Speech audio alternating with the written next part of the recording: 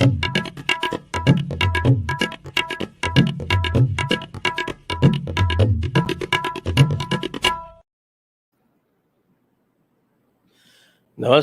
और आप सभी का स्वागत है आज के सायंकालीन संस्करण में।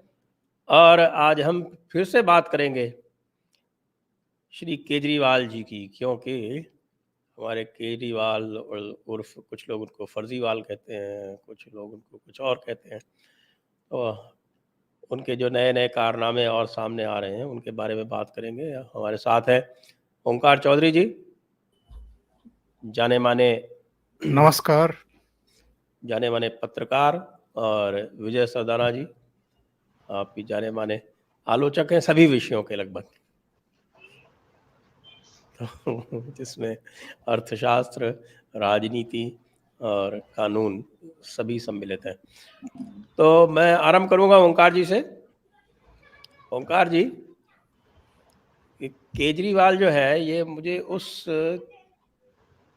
जादूगर की तरह लगता है जो 3 या 4 गेंदें हाथ में लेके और एक साथ उनको चलाता है और लोगों को इम्प्रेस करता है ये दिखा के कि देखिए कि मैं कितनी सारी गेंदें एक साथ अपने हाथ में रख सकता हूँ। बहुत सही उदाहरण आपने दिया है। सभी को मेरा नमस्कार। एक्चुअल में केजरीवाल के बारे में हम लोग कई बार कहते हैं कि वो एक्सपोज हो रहा है, लोग उसकी असलियत को समझ रहे हैं, इस बार उसका गेम खत्म हो जाएगा। लेकिन आपने सटीक उदाहरण दिया है, वो हर बार कुछ ना कुछ ऐसी नई चालें खेलने की कोशिश करते हैं या कुछ ऐसे मुद्दे उठा लाते हैं ताकि उनकी जो रिलीवेंसी है वो बनी रहे और लोगों का जो उनके प्रति आकर्षण है, कौतूहल है, उम्मीदें हैं, वो सब जिंदा रहें। ये हमने दिल्ली में कई बार देख लिया, अलग अलग चुनाव में कुछ कुछ अलग अलग जादूगरी करते हैं। पंजाब में देख लिया, पंजाब में दिल्ली की तरह उनका वो काला जादू चल गया। वहाँ ऑप्शन भी नहीं था, कांग्रेस से लोगों का बहुत बुरी तरीके से मोहभंग था, बल्कि कहना चाहिए कि एंटी इनकम्बेंसी फैक्टर सिर चढ़ करके बोल रहा था।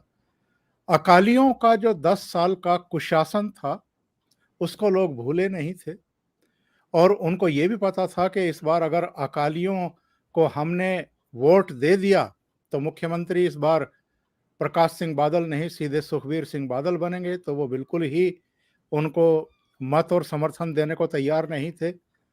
दिल्ली के आंदोलन की वजह से, कुछ और वजहों से, आरएसएस से लेकर के बीजेपी और प्रधानमंत्री नरेंद्र मोदी के खिलाफ वहाँ जो विश्वमन हो रखा था, तो बीजेपी को तो वैसे ही लोग वहाँ वोट देने को तैयार नहीं थे। तो ऐसे में एक ही ऑप्शन था। पर जहाँ तक ये गुजरात का प्रश्न है, तो गुजरात में तो ऐसा है नहीं कि ऑप्शन जो है वो केवल केजरीवाल हो या आम आदमी पार्टी हो। वहां अभी भी मरीगिरी जैसी भी हालत में है, कांग्रेस एक ऑप्शन है। और अभी भी मुझे नहीं लगता कि जो गुजरात का मुसलमान है या एंटी मोदी या एंटी बीजेपी या एंटी आरएसएस है, वो अभी अरविंद केजरीवाल को नेता मान करके उनके पीछे लामबंद होने वाला है। ये जो मीडिया मैनेजमेंट है अरविंद केजरीवाल का, उसकी वजह से इस तरह की हवा बन जाती है, लोगों को भ्रम हो जाता है कि अरे अरविंद केजरीवाल तो छाया हुआ है गुजरात में, क्योंकि उसकी प्रेस कॉन्फ्रेंस हो, उसकी छोटी मोटी सभा हो, कुछ भी इवेंट हो, उसका लाइव प्रसारण बड़ी शिद्दत के साथ, बड़ी ईमानदारी के साथ सारे दिल्ली के चैनल करते हैं। अब ये तो अपने आप में एक खोज का विषय है। खोज करने की वैसे ज़्यादा ज़रूरत भी नहीं है, दिमाग लगाने की भी ज़रूरत नहीं है कि इस देश के जो और 30-32 चीफ मिनिस्टर हैं, उनको लाइव कवरेज क्यों नहीं मिलता है, उनकी प्रेस कॉन्फ्रेंस को लाइव क्यों नहीं किया जाता है, या उनकी जनसभाएं होती हैं तो वो लाइव क्यों नहीं दिखाई देती हैं? अरविंद केजरीवाल पर ही दिल्ली का मीडिया या सो कॉल्ड नेशनल मीडिया इतना मेहरबान क्यों रहता है? तो उसका बड़ा सीधा सा जवाब है, चारा फेंका जाता है और नाच कूद शुरू हो जाता है मीडिया नाम की बंदरिया का। तो उसका फायदा उठा करके अरविंद केजरीवाल अपने पक्ष में एक माहौल क्रिएट करने की कोशिश करते हैं हर नए राज्य में जहां चुनाव होने वाले होते हैं। और एक कमजोरी आप कांग्रेस की भी समझ लीजिए।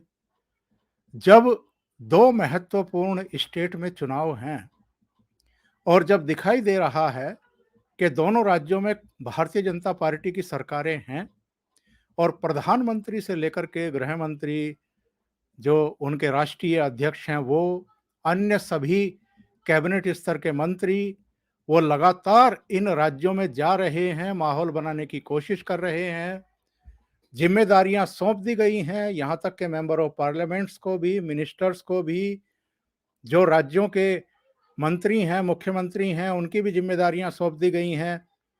लगातार लोगों के बीच में जाकर के उनको बताया जा रहा है हमने पिछले 5 साल में किया क्या है या उससे पहले भी क्या किया है। और कांग्रेस के जो रहनुमा हैं वो भारत जोड़ने के लिए निकले हुए हैं। उनको फुर्सत नहीं है, या जो उनके सेकंड नंबर के अगर कोई हैं तो उनको भी फुर्सत नहीं है कि वो नीति बनाएं, रणनीति बनाएं। जो सरकार की कमजोरियां हैं, जो खामियां हैं, जो समस्याएं हैं, जो जनता से जुड़े हुए सवाल हैं, उनको वर्कआउट करें, उनको देखें, पॉइंट आउट करके उनको उठाएं, एक माहौल बनाने की कोशिश करें, सरकारों को कटघरे में खड़ा करने की कोशिश करें। उनके पास फुर्सत नहीं है, वो तो भारत जोड़ करके ही दम लेंगे।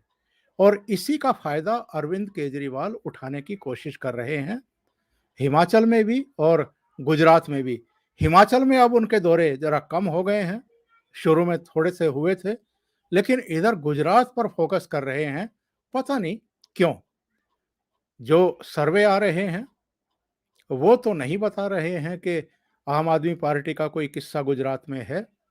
इनको अगर दिखाई दे रहा हो और मीडिया वालों को भी दिखाई दे रहा हो, जो पूरे भक्ति भाव से इनकी हर प्रेस कॉन्फ्रेंस और सभा को लाइव दिखाते हैं, तो वो एक अलग बात। ये जो लेटेस्ट एपिसोड हुआ है राजेंद्र पाल गौतम वाला, उसको कानूनी पहलू से और राजनीतिक पहलू से आप कैसे देखते हैं विजय जी? सबसे पहले संजय जी, ओंकार जी और आपके सभी दर्शकों को मेरा प्रणाम। संजय जी, एक बड़ा इंटरेस्टिंग डेवलपमेंट इस देश में चल रहा है कि हम कहने को तो एक हिसाब से बहुत बड़ी डेमोक्रेसी है, लेकिन जब आप एनालाइज करना शुरू करते हैं तो आपको ये लगने लगता है कि शायद इस देश के अंदर एक बहुत बड़ा पॉलिटिकल वैक्यूम है। पॉलिटिकल वैक्यूम, एक तरफ आप नेशनल पार्टी के रूप में बीजेपी को देखिए, ऑपोजिशन के रूप में आपको कोई भी अच्छा प्रतिद्वंदी नहीं दिखता है। और शायद इसी वैक्यूम का फायदा केजरीवाल साहब उठाना चाहते हैं, और जो मुझे लगता है उनकी ये राजनीतिक रणनीति भी हो सकती है। और उसके लिए जो आपने कहा कि सारे शाम दान दंड भेद, जिसको एक रणनीति के तहत कहा जाता है कि everything is fair in love and war, तो इस पॉलिटिकल वॉर के अंदर उन्होंने ये सोच लिया है कि मुझे सारे मोर्चे खोलने हैं और जहां से जितने लोग जुड़ सके वो जोड़े जाए। इसीलिए आपने देखा होगा कि चाहे वो दिल्ली की राजनीति हो, चाहे वो पंजाब की राजनीति हो या कहीं पे भी हो, उनके पास एक बहुत अच्छा फॉर्मूला है, that is divide and rule. अब डिवाइड एंड रूल उनका जो फॉर्मूला है वो ये है कि आपस में लड़ाने की जगह आप समाज को अलग अलग टुकड़ों में बांट दो और ये देखो कि उनकी क्या नीड है, क्या जरूरत है, उनके लिए क्या इंपॉर्टेंट है और उसको एड्रेस करो। उदाहरण के लिए अगर आप हिंदुस्तान की पॉलिटिकल स्पेस को देखते हैं तो उसमें 4-5 चीजें इंपॉर्टेंट हैं। एक सबसे बड़ी आती है जिसको हम बोलते हैं माइनॉरिटी पॉलिटिक्स। अब माइनॉरिटी पॉलिटिक्स में हम 14 से 20% वोट की बात करते हैं, डिपेंडिंग अपॉन कि हम किस टेरिटरी में हैं। तो जब आपको माइनॉरिटी वोट चाहिए होता है तो उसका सिंपल फॉर्मूला ये है कि मोदी साहब बीजेपी और आरएसएस को गाली दो, तो उनको ये लगेगा कि यार ये काम का आदमी है, तो आपको वो वोट शायद मिल जाए। दूसरा इस देश के अंदर डिवीजन है, वो है सोशल डिवीजन, जिसको आप ये कह सकते हैं कि इकोनॉमिकली बैकवर्ड या पॉवर्टी वाले लोग, उसके लिए फ्री बीज का मॉडल है कि साहब आप हमको लाएंगे तो हम आपको फ्री बीज दे देंगे। तो 15-20% वो लोग हैं जो आपको फ्री बीज के चक्कर में वोट दे देंगे। तीसरा आपका आता है जो मिडिल क्लास, जो अपने आप को इंटेलेक्चुअल रूप में देखना चाहता है और वो पॉलिटिकल क्राइसिस को और पॉलिटिकल वैक्यूम को ये देखता है कि यार ये देश के लिए अच्छा नहीं है। और बहुत सारे मिडिल क्लास के लोग फेंस सिटर्स हैं, या तो वो वोट देने नहीं जाते या ड्राइंग रूम में बैठ के बड़ी बड़ी पॉलिटिकल बातें करते हैं, लेकिन जब एक्शन की बात आती है, जब कोई डिसीजन की बात आती है, तो वहां से वो मिडिल क्लास गायब रहता है। और उसके लिए सबसे इंपॉर्टेंट पॉइंट आता है आइडियोलॉजी का या प्रिंसिपल्स, चाहे वो खुद फॉलो करे ना करे, लेकिन एक प्रिंसिपल्स की बात आती है तो वहां आती है क्रेडिबिलिटी ऑफ पॉलिटिकल पार्टीज के साथ। सारे ही करप्ट हैं, सारे ही बेईमान हैं, तो क्यों ना हम केजरीवाल जो एक अल्टरनेट मॉडल देने की कोशिश कर रहा है, हम उसी को वोट दे के देख लें। तो ये तीसरा कैटेगरी आ जाता है।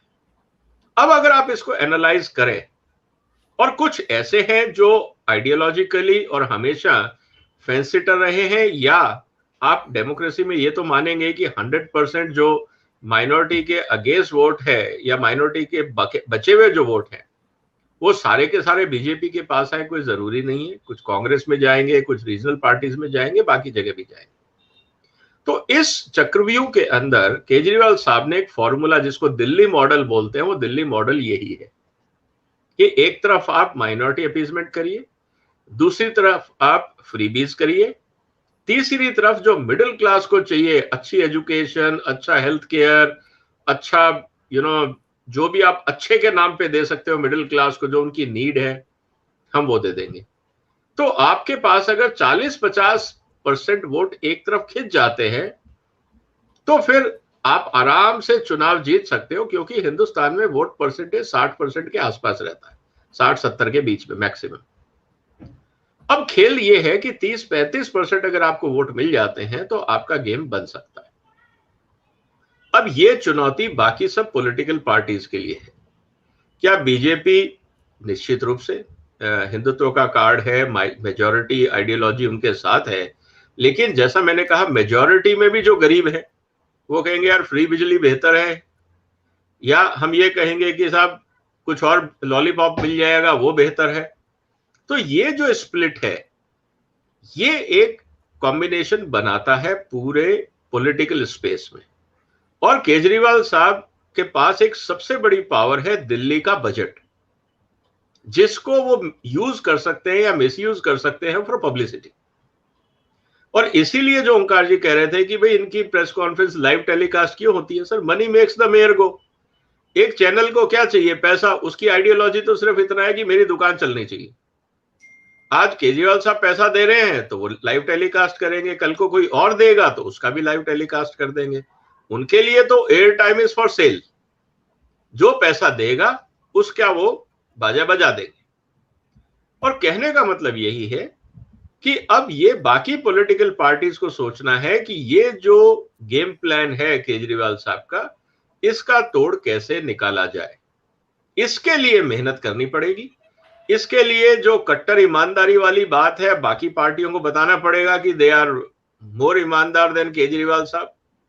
और जो शराब घोटाला हुआ है, एक्साइज पॉलिसी को लेके या बाकी चीजों को लेके, ये एविडेंसेस जैसे जैसे सामने आएंगे, ये चीजें बताएंगे कि जो प्रॉमिस किया गया था ईमानदारी का, क्या वो वास्तव में सही है, या ये भी एक और पॉलिटिकल चाल है जो पॉलिटिकल स्पेस खाली होता जा रहा है बिकॉज ऑफ डिफंक्ट कांग्रेस, उसको भरने की एक कोशिश है। क्योंकि अनफॉर्चुनेटली जो इस देश में सबसे बड़ी प्रॉब्लम हो गई है कि जो रीजनल लीडर्स हैं वो सेंटर आना नहीं चाहते, क्योंकि उनको लगता है कि अगर वो सेंटर की राजनीति करेंगे तो वो अपना स्टेट भी खो देंगे। जैसे अशोक गहलोत साहब का क्लासिकल एग्जाम्पल, वो कांग्रेस के अध्यक्ष बन सकते थे, लेकिन उन्होंने कहा नहीं, राजस्थान इज बेटर, क्योंकि अध्यक्ष बनने का कुछ बेनिफिट तो है नहीं, कोई कॉन्स्टिट्यूशनल पोजीशन और बेनिफिट्स मिलने नहीं, पावर मिलना नहीं, और फैमिली के इंस्ट्रक्शन भी फॉलो करने पड़ेंगे, और जो हाथ में पावर है वो भी चली जाएगी,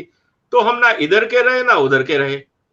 तो ये जो स्टेटस है इस समय रीजनल पार्टीज का और रीजनल लीडरशिप का, वो सेंटर में आना नहीं चाहते। और केजरीवाल साहब को ये लगता है कि दिल्ली जो उनके पास रीजन है वो बहुत छोटा है उनके एम्बिशन के लिए, तो उनको बाकी रीजनल स्पेस में घुसना है, और उस स्टेट में ज्यादा घुसना है जहां पे मल्टी कॉर्नर कॉन्टेस्ट ना हो। इसीलिए आप देखेंगे कि वो उसी एरिया में जा रहे हैं जहां पे दो पार्टीज के बीच में कॉन्टेस्ट है, ताकि अगर कांग्रेस वीक होती है तो अपने लिए विंडो खुल जाती है। तो ये एक बहुत सोची समझी रणनीति है उनकी, जो हमारे सामने गुजरात, हिमाचल, गोवा और बाकी राज्यों में, पंजाब में देखने को मिला, क्योंकि उनको कोई स्पेस नहीं मिला जहां पे मल्टी कॉर्नर कॉन्टेस्ट था, जैसे आपका यूपी है या बाकी जगह है। तो ये एक रणनीति के तहत कार्रवाई चल रही है, देखते हैं कि आगे कौन कैसे सक्सेस होता है। मैंने आपसे ये स्पेसिफिकली पूछा था, ये राजेंद्र पाल गौतम वाला इंसिडेंट जो हुआ उसके बारे में सर कुछ बताइए। हाँ, राजेंद्र पाल गौतम का जो इंसिडेंट, उसकी जो लीगल इशू है और उसका जो पॉलिटिकल इशू है, और उनको जो, जी देखिए, लीगल इशू जहां तक बात है वो ये है कि भाई आपको, you have a right to practise your religion. अगर आज 10,000 लोग हिंदू धर्म छोड़ के किसी और धर्म को अपनाने की कोशिश करते हैं, तो सवाल यह है कि is this due to inducement, क्योंकि 10,000 लोग अचानक तो आए नहीं होंगे, और जब अचानक आए नहीं, कोई उनको लेके आया, तो उसके पीछे इंड्यूसमेंट क्या था, उसके पीछे रणनीति क्या थी, या सोच क्या थी, या षड्यंत्र क्या था, ये समझना पड़ेगा। उसके बाद इसका लीगल पहलू ये सामने आएगा कि अगर ये इंड्यूसमेंट है, तो जो लोग इन्वॉल्व थे इस कन्वर्जन में, वो सब गैर कानूनी कार्रवाई कर रहे हैं, उनके खिलाफ कार्रवाई हो सकती है, क्योंकि आप इंड्यूसमेंट दे के एक सामाजिक व्यवस्था को बिगाड़ने की कोशिश कर रहे हैं, जो समाज के लिए घातक है, क्योंकि हर समाज ये शुरू कर देगा तो देश में तबाही आ जाएगी। तो एक सबसे बड़ा महत्वपूर्ण मुद्दा ये है। जहां तक बात है उसका पॉलिटिकल सिग्निफिकेंस, मुझे नहीं लगता कि उसका पॉलिटिकल सिग्निफिकेंस आम आदमी के लिए बहुत ज्यादा फेवरेबल होगा, क्योंकि जिसको वो इन्फ्लुएंस करना चाह रहे हैं, माइनॉरिटी कम्युनिटी, वो तो वैसे ही एंटी बीजेपी वोट देती है। रही बात जो मेजॉरिटी है, वो इनके खिलाफ जरूर हो सकती है, जो सेंसिटिव है। जैसे हमने देखा गुजरात में, बाकी जगह पे लोगों ने प्रोटेस्ट किया, लोगों ने कहा ये तरीका गलत है, क्योंकि कोई भी आदमी अपनी कम्युनिटी को, और खासकर जो स्टेटमेंट आए कि हम भगवानों को नहीं मानते, हम इनको पूजा करना बेकार है, या एक तरह का बहुत ही खराब शब्दों का जो इस्तेमाल किया गया, इससे आप मेजॉरिटी की थॉट प्रोसेस को ये प्रूव करना चाह रहे हैं कि साहब आप जो कर रहे हैं या जिस आइडियोलॉजी को आप फॉलो कर रहे हैं वो एक्चुअली सभ्य समाज नहीं है। ये कौन बर्दाश्त करेगा, और कोई भी नहीं चाहता कि आप इस तरह की बात करें। और दुख की बात यह है कि अगर इन्हीं शब्दों का इस्तेमाल अगर उन्होंने किसी और कम्युनिटी के लिए किया होता तो आज बवाल खड़ा हो गया होता। लेकिन जब हम इंटॉलरेंस की बात करते हैं कि इससे बड़ा टॉलरेंस हिंदू समाज क्या दिखाएगा कि आप खुलेआम, आपका मंत्री इस तरह की भाषा और वक्तव्यों का इस्तेमाल कर रहा है और उनकी पॉलिटिकल पार्टी उसका एंडोर्समेंट कर रही है, आप सिर्फ उसको ऑफिशियल पोजीशन से हटा रहे हैं, आपने उनके खिलाफ कोई शो कॉज नहीं दिया, आपने उनको किसी तरह से और दंडित नहीं किया। तो ये एक लाइव एग्जाम्पल है हिंदू समाज का कि जब आप टॉलरेंस की बात करते हो और इस समाज में जो आप उल्टी सीधी बातें करते हो, उसके लिए एक बहुत क्लियर मैसेज है कि देखिए ये लोग हैं जो समाज को तोड़ना चाहते हैं राजनीतिक दृष्टि के लिए। और मेजॉरिटी जो कम्युनिटी है हिंदू समाज को ये समझना पड़ेगा कि क्या आप because of minor divide, because of freebies, आप ऐसे लोगों के षड्यंत्र का हिस्सा बनना चाहते हो। क्योंकि अगर हमने इस चीज को लाइटली लिया एज ए कम्युनिटी तो ये पहला अटैक है, ऐसे कई और होंगे और फिर समाज के अंदर एक दरार बनेगी जो समाज के लिए अच्छी नहीं होगी। ओंकार जी, ये जो कार्यक्रम ये लोग करते हैं, आप तो बहुत पुराना अनुभव है आपका कि ये छोटे-मोटे कार्यक्रम ये हर वर्ष करते हैं इस समय। लेकिन इस बार जो है इसकी प्रतिक्रिया बिल्कुल अलग रूप से हुई। और आप ये भी देखा होगा, मैंने तो कई बार देखा है कि वही लोग हर वर्ष जो है वो रिपीट होते हैं। तो ये जो राजेंद्र पाल गौतम वाली इंसिडेंट है, इसको आप कैसे देखते हैं? और इसका जो है गुजरात में जो प्रतिक्रिया हो सो हो, केजरीवाल की जो पूरी जो छवि है, यद्यपि उन्होंने उसको इस्तीफा दिलवा दिया, तो उनकी छवि जो है, जो उन्होंने लार्जर देन लाइफ बना रखी है, उस पर क्या असर पड़ेगा? मेरा ये मानना है। इससे पहले कि आप बोले, मैं जरा दर्शकों से अनुरोध कर लूं कि जो कोई भी दर्शक इस समय देख रहे हैं, वे कृपया लाइक का बटन तुरंत दबा दें और साथ में आप हमें सब्सक्राइब भी कर लें, जो भी नए व्यूअर्स हैं। जी, ओंकार जी।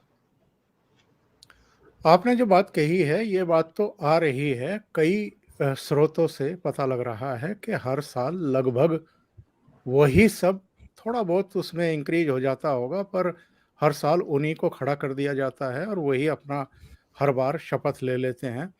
वरना 10,000 लोग आकर के सीधे बौद्ध धर्म स्वीकार करें, तो ये तो अपने आप में बहुत बड़ी घटना हो जाती है। और जो और दूसरी ये बात बौद्ध आप धर्म कह है भी नहीं है, ये एक नवाचार है, नवयान बोलते हैं जिसको। इसका बौद्ध धर्म से कोई लेना देना नहीं है, क्योंकि जो बौद्ध धर्म के सबसे बड़े यहाँ पर प्रतीक हैं दलाई लामा, और दलाई लामा तो विश्व हिंदू परिषद के संस्थापक सदस्यों में से हैं। जी जी। तो जो दूसरी बात आपने कही कि साहब इस बार इतना बवाल क्यों हो गया, इतना विरोध क्यों हो गया, ये चर्चा में क्यों आ गया, तो इसके लिए जिम्मेदार बहुत हद तक आप हैं और बहुत हद तक जो राष्ट्रवादी चैनल हैं वो भी हैं, जो लोगों को लगातार जागरूक कर रहे हैं अलग अलग मुद्दों पर। जिस तरीके से हम लोग प्रोग्राम देते हैं, कंटेंट तैयार करते हैं, लोगों को जोड़ते हैं, लोगों को शिक्षित कर रहे हैं, उत्प्रेरित भी कर रहे हैं, कोशिश कर रहे हैं कि उनकी जो सोई हुई आत्मा है उसको झकझोरा जाए, उसको बताया जाए कि खतरे किस तरह के पैदा हो रहे हैं और किस किस तरफ से पैदा हो रहे हैं। तो ये जो एक जागरूकता अभियान चल रहा है, एक मुहिम चल रही है, जिसके बहुत सारे रूप स्वरूप हम लोग देख रहे हैं और हमारे दर्शक भी देख रहे हैं कि हमने पिछले करीब करीब कुछ ही वर्षों में, और बहुत पीछे जाने की ज़रूरत है नहीं, जब से कोविड काल ख़त्म हुआ है और फिर से थिएटर वगैरह सिनेमा घर खुले हैं, जब से ये फिल्मों के पिटने का सिलसिला शुरू हुआ है और सो कॉल्ड बड़े चेहरों के पिटने का सिलसिला शुरू हुआ है, जिनको भारत में भी, जिनको खुद भी, उनके बच्चों को भी, बीवियों को भी डर लगने लगा था भारत में रहने से, तो ऐसे लोगों को जो अब शिक्षा दी जा रही है, सबक दिया जा रहा है, उनके जो दिमाग दुरुस्त करने की एक प्रक्रिया शुरू हुई है, तो उसका असर है ये संजय जी, ये तो हमें मान करके चलना चाहिए। तो लोगों में एक जागरूकता का भाव है। अब आसानी से लोग, पहले ठीक है रिएक्ट नहीं करते थे, आपने थ्री इडियट में भी, आपने पीके में भी, आपने दूसरी फिल्मों में भी अगर मजाक उड़ाए हैं हिंदू देवी देवताओं का, के हमारे आराध्यों के मजाक उड़ाए हैं, तो लोग उसको हंस करके टाल देते थे, रिएक्शन नहीं देते थे। अब तो रिएक्शन शुरू हो गए हैं। आदि पुरुष का अगर टीजर आया है और उसमें अगर आंख फाड़े हुए रावण दिखाया जा रहा है, घुंघराले बाल, काली दाढ़ी, चमड़े के उनके परिधान अगर दिखाए जा रहे हैं, तो लोग उसको बर्दाश्त करने को तैयार नहीं है।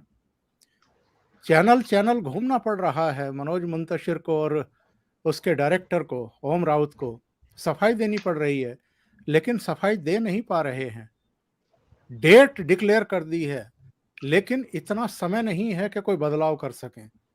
तो इनके जो कहीं क्रिएटिविटी के नाम पर जो ये भद्दा मजाक चल रहा है आजकल फिल्म इंडस्ट्री में, बॉलीवुड में, और ये जो सुधरने का नाम नहीं ले रहे हैं, इसके विपरीत अगर हम देखें तेलुगु सिनेमा, वहाँ से जो राजामौली आए हैं या उनके पिता हैं, जिस तरह की राइटिंग वो कर रहे हैं, जिस तरीके से हमारी जो गौरवशाली सांस्कृतिक विरासत है उसको वो पुनर्स्थापित करने में लगे हुए हैं, उनको लोगों का पूरा समर्थन मिल रहा है, उनकी फिल्में हिट हो रही हैं।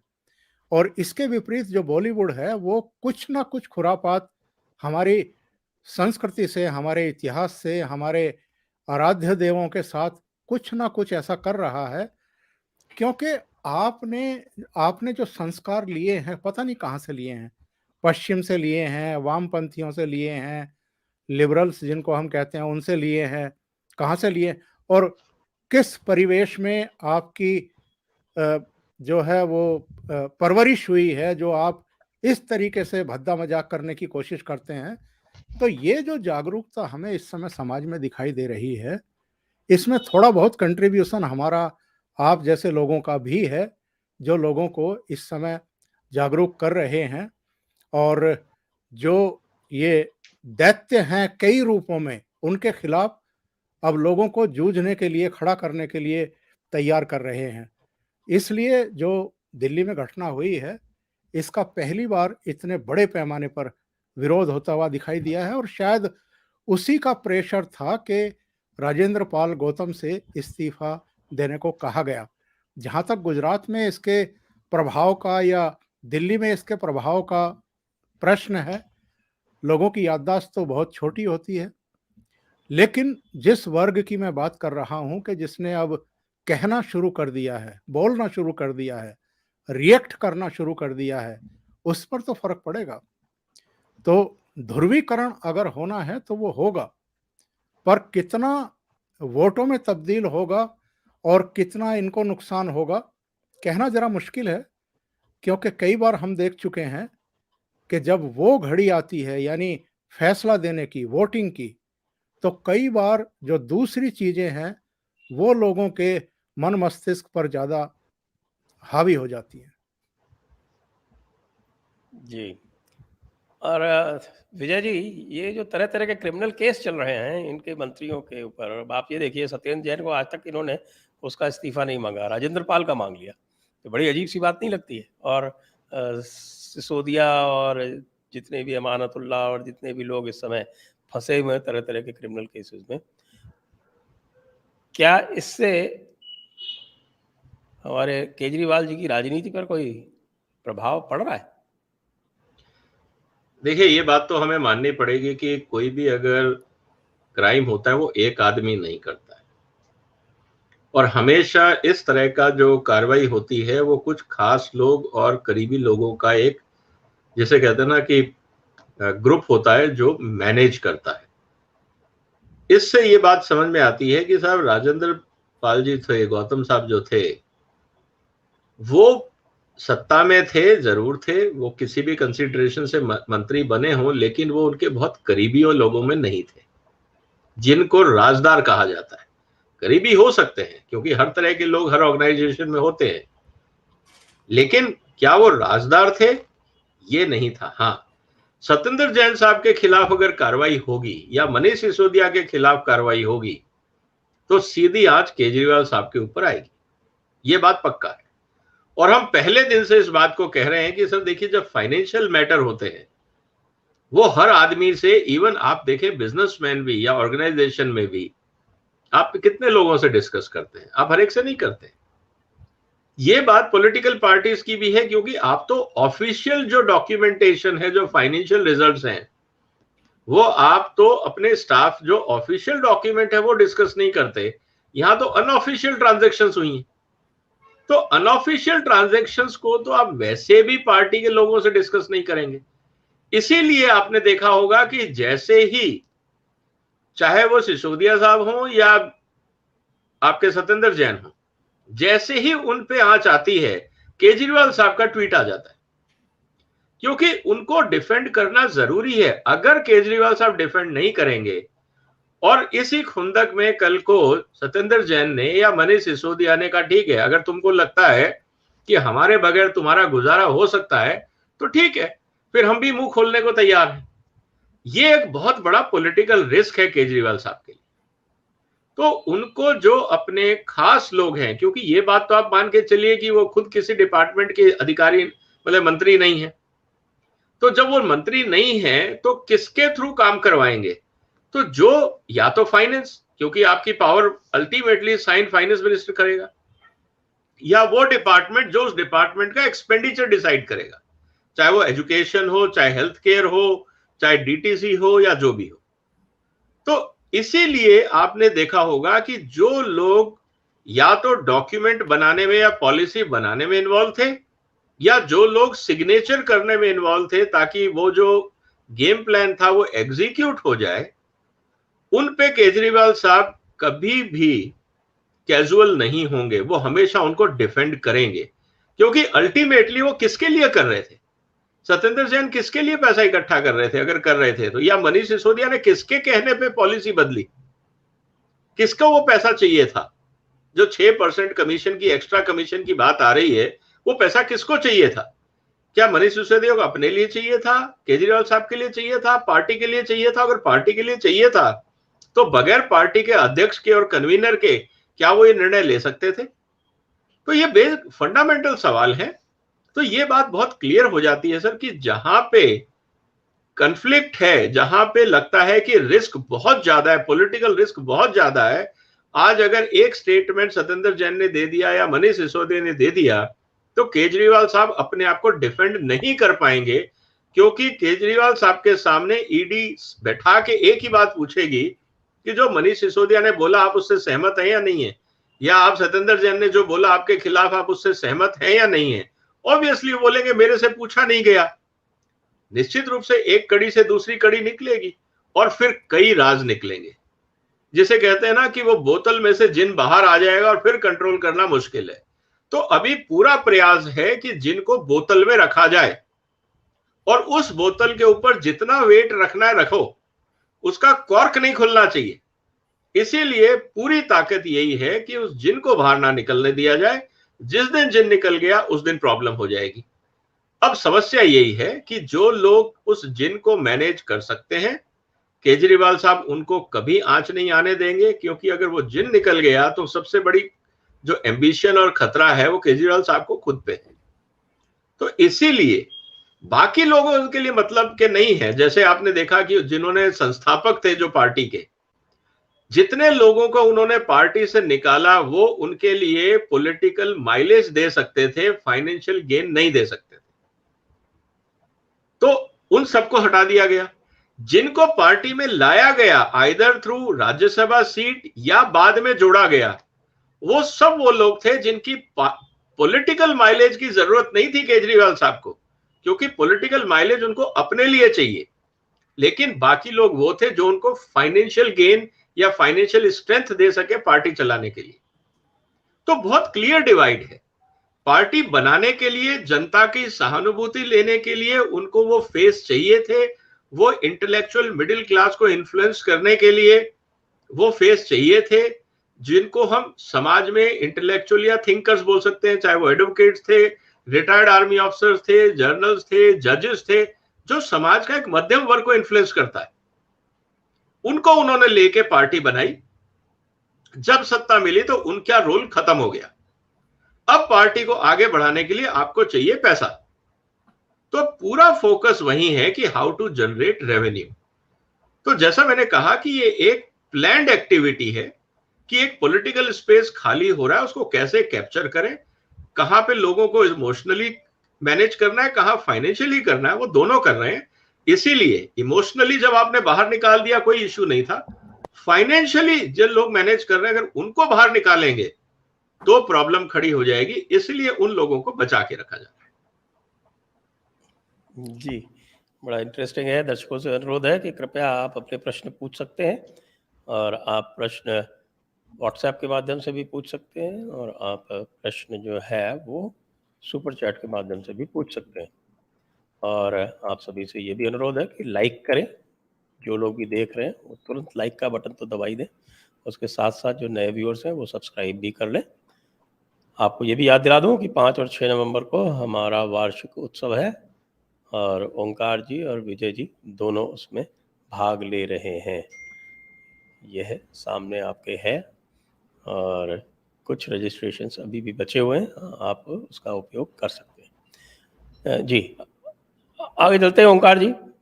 तो ये सब एक तो इसका मुझे लगता है कि जिसको कहते हैं कि साहब कि बदनाम होंगे तो क्या नाम न होगा, तो कम से कम इससे इतना तो हो ही गया है कि राहुल गांधी की जो भारत जोड़ो या भारत तोड़ो यात्रा जो भी उसको कहें आप, उसका कोई भी किसी भी प्रकार का उल्लेख कम से कम गुजरात और हिमाचल में तो नहीं हो रहा जहां चुनाव होने वाले हैं। मीडिया भी नहीं कर रहा है। मीडिया में कितना कवरेज, कितना फुटेज आपको दिखाई देता है, बस उनके सोशल मीडिया मंचों पर है। उनका जो ट्विटर हैंडल है कांग्रेस का, वहाँ जो यूट्यूब चैनल है वहाँ, उनका जो फेसबुक का है वहाँ, या कुछ जो लुटियन मीडिया में उनके शुभ चिंतक हैं, या जो, अगर मैं और स्पष्ट शब्दों में कहूँ, क्योंकि मैं तो कांग्रेस भी कवर कर चुका हूँ अमर उजाला में रहते हुए, और दिल्ली के मीडिया को बहुत नज़दीक से मैं ऑब्जर्व करता रहा हूँ, देखता रहा हूँ, तो जो उनके पैरोल पर हैं वो ज़रूर कोशिश करते रहते हैं कि बताया जाए कि साहब राहुल गांधी ने आज अपनी मम्मी के फीते बांधे जूते के, या किसी बच्ची का हाथ पकड़ करके वो कुछ दूर तक चले, या बारिश में भीगते रहे।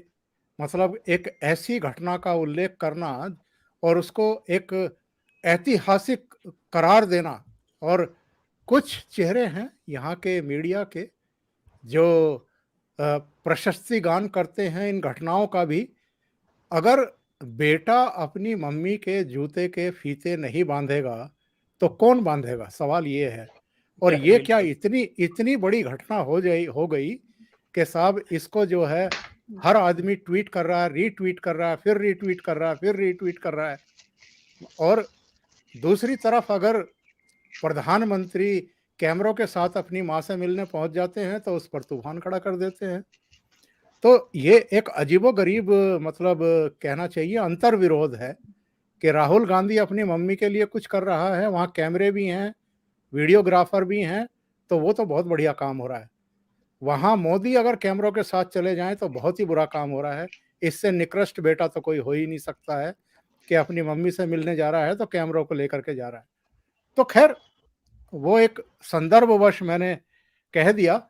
पर जहां तक प्रश्न है कि साहब वो भारत जोड़ रहे हैं, तोड़ रहे हैं, वो तो बिल्कुल यात्रा के शुरू में ही जिस तरीके से बयानबाजी शुरू हुई थी और वीर सावरकर पर जिस तरीके से उन्होंने अटैक किए बीच यात्रा में आप कर रहे हैं, उससे आप अंदाजा लगा लीजिए कि इस यात्रा का मकसद एक्चुअल में क्या है। समरसता का है, सद्भाव का है, समन्वय का है, जोड़ने का है, तोड़ने का है, समाज में एक टकराव की स्थिति बनाने का है। इसको समझने के लिए कोई बहुत ज़्यादा दिमाग लगाने की आवश्यकता है नहीं। और उनको ये यात्रा करनी ही क्यों पड़ रही है, ये भी अगर सोच ले तो पता लग जाता है कि भाई, और खुद इनके भी कई नेता अब तो अपने बयानों में कहने लगे हैं ना कि अगर कांग्रेस को पुनर्जीवित करना है, इसका मतलब ये है कि वो मान चुके हैं कि कांग्रेस मर गई है या मरणासन अवस्था में पहुंच ही चुकी है। और जिस तरीके से जिसका उल्लेख अभी विजय जी कर रहे थे कि अशोक गहलोत जो है वो खूंटा तुड़ा करके भाग गए कि मुझे नहीं बनना अध्यक्ष। तो वो देख चुके ना अतीत में, उनको पता है कि 2004 से 2014 के बीच में हुआ क्या था। मनमोहन सिंह को प्रधानमंत्री पद की शपथ जरूर दिलाई गई 2 बार, पर सोनिया गांधी ने उनको बताया नहीं कि आप ही प्रधानमंत्री हो। तो इसी तरीके से ये अगर अध्यक्ष बन भी जाते तो इनको तो हर काम के लिए 10 जनपद के सामने जाकर के जो है बैठना पड़ता, वहां से बार बार निर्देश लेने पड़ते। तो जो थोड़ा बहुत रुतबा अभी एज चीफ मिनिस्टर है वो भी खत्म हो गया होता। जो अभी तो सब वहां से पार्टी को भी पल्लवित पोषित कर ही रहे हैं, वो भी चैनल खत्म हो जाता। अगर सचिन पायलट के हाथ में वो चीज आ जाती तो फिर सचिन पायलट की पूछ 10 जनपद में बढ़ जाती, क्योंकि वो फिर पार्टी के कोष को समृद्ध कर रहे होते। तो यहाँ तो पार्टी में भी एक्चुअल में उसी की ज्यादा कीमत है ना, कि जो कमाऊ पूत है, वो चाहे आपका छत्तीसगढ़ का मुख्यमंत्री है या आपका राजस्थान का है, तीसरा राज्य तो कोई बचा नहीं है जिसका मैं नाम लूं, और 1 साल बाद ये दोनों भी बचेंगे कुछ कह नहीं सकते हैं। क्योंकि अगर आप इतने नॉन सीरियस हैं कि पश्चिम बंगाल के चुनाव में केवल नक्सलबाड़ी में एक जनसभा करते हैं, जबकि पिछले विधानसभा चुनाव में आपकी पार्टी की 44 सीटें थी, आप वो 44 में इंक्रीज करने से तो रहे, उसको उठा करके आप 0 पर ले आए। आप असम और केरल में आपके आगे बढ़ने की, जीतने की, वापसी करने की संभावना थी, वहां आपने मेहनत नहीं की, आपने उत्तराखंड में मेहनत नहीं की। तो ऐसे जो इनके सर्वमान्य नेता, लोकप्रिय नेता, विजनरी नेता, और 2014 और 2019 में भी नरेंद्र मोदी के खिलाफ जो है प्रधानमंत्री के चेहरे राहुल गांधी, अगर इतने ही नॉन सीरियस हैं तो पता नहीं क्यों, मतलब इतने जबरदस्त विरोध के बावजूद, इतनी अंतर्कलह के बावजूद, इतने सवाल उठाए जाने के बावजूद भी सोनिया गांधी क्यों अपने ही बेटे को आगे कर रही है, और इनका ध्येय क्या है, हेतु क्या है? कम से कम जो थोड़ी सी भी बुद्धि रखते हैं, जो राजनीति के जानकार हैं, विश्लेषक हैं, उनके दिमाग में तो नहीं घुसती है। हाँ, जिस लुटियन जो मीडिया की बात मैं कर रहा हूं, वहां कुछ है जो देखना चाहते हैं। स्वरा भास्कर जैसे लोग जो बॉलीवुड में हैं, वो राहुल गांधी में बहुत सारी संभावनाएं देखती हैं। इसी तरह के बहुत सारे चेहरे हैं, रोहिणी सिंह से लेकर के मार आरफा खानम तक बहुत सारे लोग हैं जो राहुल गांधी में एक हीरो के तौर पर बहुत सारी असीम संभावनाएं तलाश करते हैं। तो ऐसी कांग्रेस से, ऐसी लीडरशिप से क्या उम्मीद करिएगा संजय जी? जी सही कह रहे हैं आप। दर्शकों से अनुरोध है कि केजरीवाल के बारे में आप लोग क्या सोचते हैं, वो आप कमेंट करके वीडियो के नीचे जो कमेंट्स आती हैं उसमें करके वीडियो समाप्त होने के बाद बता दीजिएगा।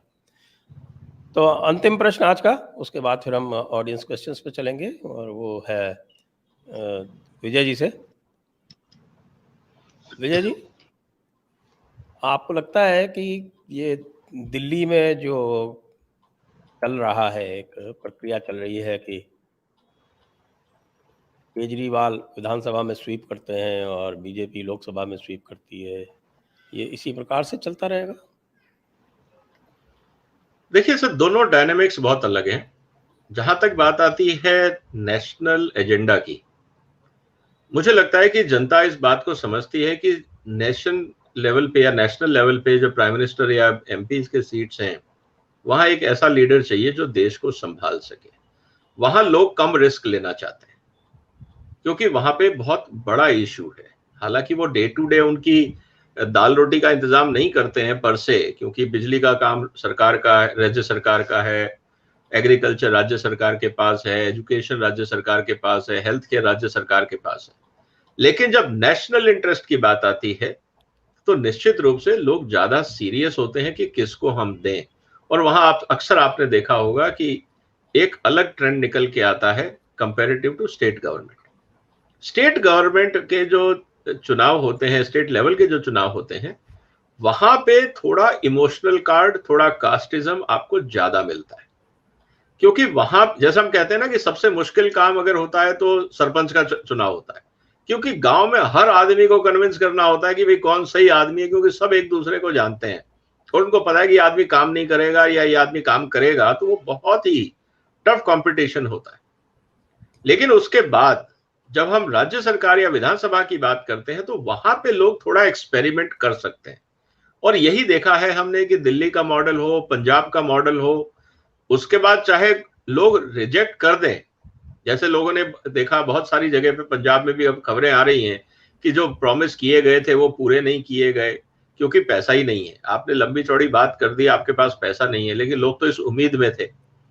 तो वहां पे लोग एक्सपेरिमेंट भी करते हैं, पॉलिटिकल एक्सपेरिमेंट, की चलो अभी तक हमने जिन जिन को झेला है उन्होंने काम नहीं किया, जैसे बादल साहब की इमेज रही या कांग्रेस के अंदर गुटबाजी रही, जिसने उनको लोगों के बीच में अनपॉपुलर किया।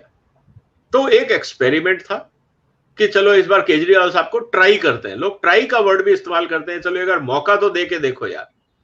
तो राज्य सरकारों में लोग एक्सपेरिमेंट कर लेते हैं, लेकिन जब नेशनल इंटरेस्ट की बात आती है तो they want someone who can lead the country. इसीलिए आपने देखा होगा कि हिंदुस्तान ही नहीं, पूरी दुनिया में आप जो चुनाव देख रहे हैं, चाहे वो इटली का चुनाव हो या ट्रंप साहब का चुनाव हो या बाकी जगह हो, वहां पे उनको एक डिसिसिव लीडर चाहिए जो नेशनल इंटरेस्ट की बात करे। अगर आज आप किसी ऐसे आदमी को प्राइम मिनिस्टर के लिए प्रोजेक्ट करते हो जो फ्री बीज की बात करे या जो कहे कि नहीं साहब मैं तो आपके लिए ये कर दूंगा वो कर दूंगा, जिसको छोटी सोच बोलते हैं, विजन नहीं है जिसका, उसको नेशनल लेवल पे लोग एक्सेप्ट नहीं करते हैं। और इसीलिए आपने देखा होगा सर कि नेशनल लीडर बहुत कम हो पाते हैं। जो लोग रीजनल लेवल पे बहुत पॉपुलर हैं वो नेशनल विजन नहीं दे पाते। और ये चीज जो मोदी साहब ने वाइब्रेंट गुजरात और बाकी जो गुजरात का इंफ्रास्ट्रक्चर बना के दी, जो गुजरात मॉडल था वो डेवलपमेंटल मॉडल था, जो दिल्ली मॉडल था वो फ्रीबीज मॉडल है। तो आप इन दोनों में अगर फर्क देखेंगे तो आम आदमी अल्टीमेटली डेवलपमेंटल मॉडल पे जाता है, फ्रीबीज मॉडल पे नहीं जाता है, क्योंकि उसको लगता है कि अगर सारे देश में फ्री बांट दिया तो देश कैसे चलेगा। और समस्याएं हैं तो आपको डेवलपमेंट भी चाहिए, प्रोग्रेस भी चाहिए और देश को भी बचाना है। तो हिंदुस्तान का जो डेमोक्रेटिक मैच्योरिटी है आम आदमी की, जिसको हम कहते हैं वोटर्स का विजडम और उसकी मैच्योरिटी, ये एक बहुत कमाल की चीज है कि वो डिफरेंशिएट कर पाते हैं कि कहां किसको बैठाना है। और यही कारण है कि हमने स्टेट में और दिल्ली में जैसे है कि भाई सातों के सातों एमपीज उनको दिए जो एक स्टेबल गवर्नमेंट दे सके। लेकिन उसी राज्य के अंदर जो रीजनल पार्टी थी, जो छोटी पार्टी थी, उसको दिए कि चलो यार फ्री बीज तो ये दे देगा। तो जनता जो है वो जॉब डिस्क्रिप्शन बहुत क्लियरली देखती है कि कौन नेता किस काम के लिए फिट है, उसको वही काम दो। और यही चीज इस देश की मैच्योरिटी है, पॉलिटिकल मैच्योरिटी। जी, तो आइए अब हम चलते हैं प्रश्नों पर। एक बार पुनः आपसे अनुरोध कि कृपया इस वीडियो को लाइक कर दें और शेयर आपको करना है वीडियो समाप्त होने के बाद, और साथ में आप चैनल को सब्सक्राइब करें और सपोर्ट भी करें। प्रश्न, पैट ब्रॉड, AAP and Congress are one team, they are together. Omkar ji, क्या दोनों साथ साथ हैं? साथ साथ थे, अब तो नहीं है। अब तो अरविंद केजरीवाल चाहते हैं कि जहां जहां कांग्रेस उनको मौका दे रही है वहां वहां उसको वो निगल जाएं। यानी मगरमच्छ की भूमिका में इस समय अरविंद केजरीवाल आ गए हैं, और जो भी छोटे मोटे मछले या दूसरी चीजें हैं उन सब की भूमिका में इस समय कांग्रेस है। आप देखिए ना, दिल्ली में किसको रिप्लेस किया था इन्होंने? 15 साल तक शीला दीक्षित मुख्यमंत्री रही थी और उसके बाद अरविंद केजरीवाल आ गए थे। यह अलग बात है कि उन्होंने कसम खाई थी अपने बच्चों के सिर पर हाथ रख करके कि मैं कांग्रेस को ना समर्थन दूंगा ना लूंगा। वो अलग बात है कि कांग्रेस का समर्थन लिया उन्होंने, ऐसी बहुत सारी शपथ उन्होंने ली हुई है, लेकिन वो तो हर शपथ का उल्लंघन करते हैं। वो तो इसके लिए जाने ही जाते हैं। मैं उनको सारी चीज़ों को रिपीट नहीं करना चाहता, लेकिन पंजाब में किसको रिप्लेस किया? कांग्रेस को रिप्लेस किया। दोनों जगह कांग्रेस की जगह आम आदमी पार्टी आई है, और देर से ही सही कांग्रेस को बुद्धि आई है। इसलिए बीच बीच में हमने देखा है कि कांग्रेस की तरफ से भी कुछ धरने प्रदर्शन तो दिल्ली में हुए हैं, केजरीवाल के खिलाफ कुछ बयानबाजी तो हुई है, पर अभी भी आज तक भी, जबकि चुनाव की घोषणा होने में अब अधिक समय बचा नहीं है, तब भी गुजरात तो पूरा खुला छोड़ा हुआ है कांग्रेस ने। मुझे गुजरात में कांग्रेस की तो कोई गतिविधि दिखाई देती नहीं है। हिमाचल में भी जो संगठन में अंदरूनी झगड़े हैं वो बराबर सामने आ रहे हैं।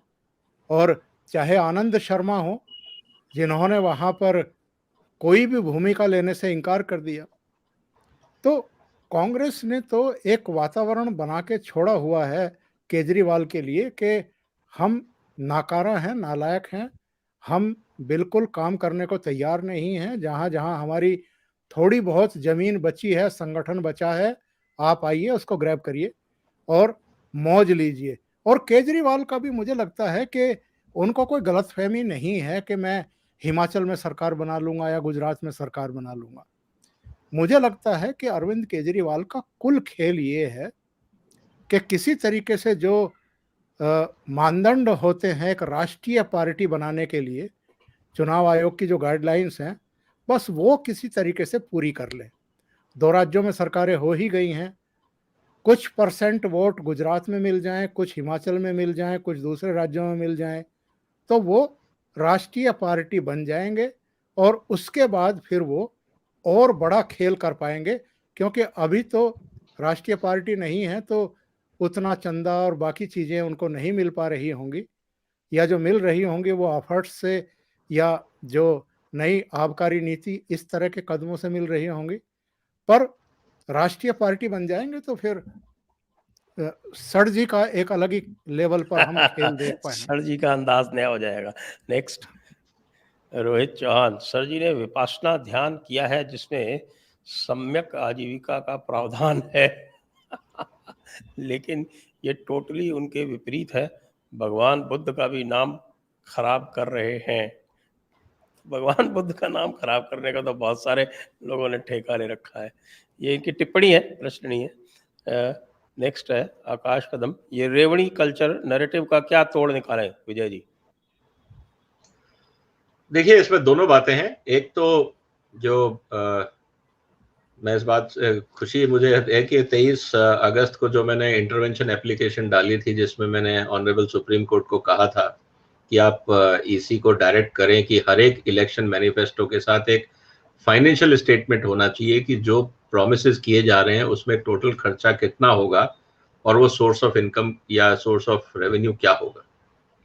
तो थैंकफुली मेरी इस रिक्वेस्ट को सुप्रीम कोर्ट ने और ईसी ने माना, और अभी एक और पीआईएल मैंने कहा है इसको प्रॉपर बैलेंस शीट अप्रोच होनी चाहिए इलेक्शन मैनिफेस्टो की।